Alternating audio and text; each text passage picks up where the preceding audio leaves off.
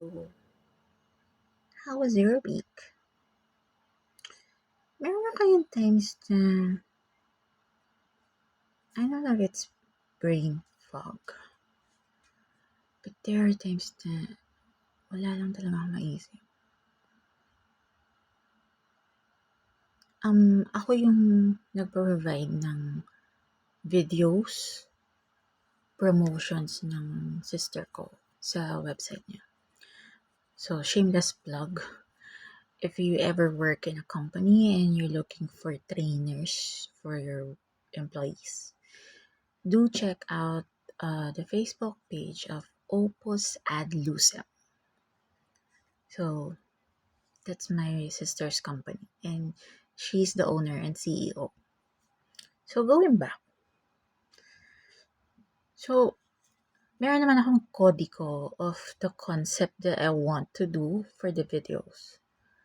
Pero alam niyo minsan, I don't know if other graphic artists have this dilemma or go through this, pero may mga times na wala lang talaga kayong maisip.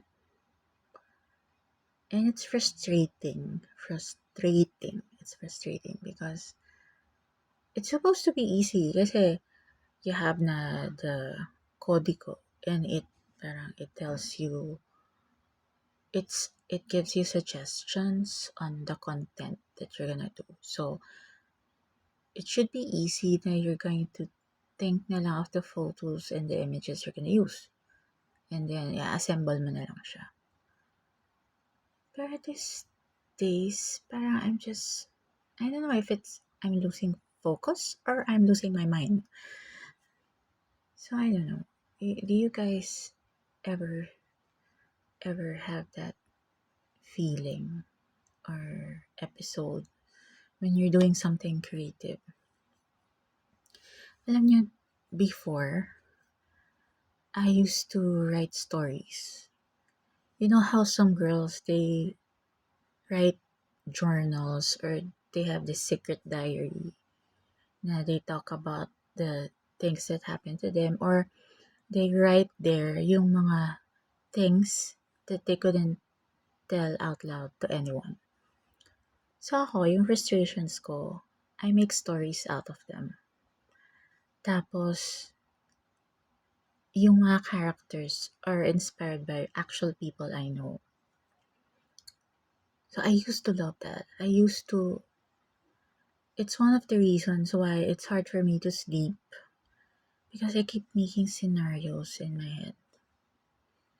Parang every little thing na I've seen, or food I ate or heard about someone, it's so easy for me to make up stories about it.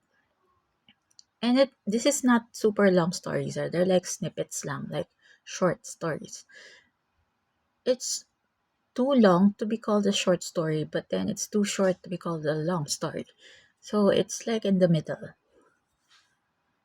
So I used to do that. So parang minsan, I kind of miss that.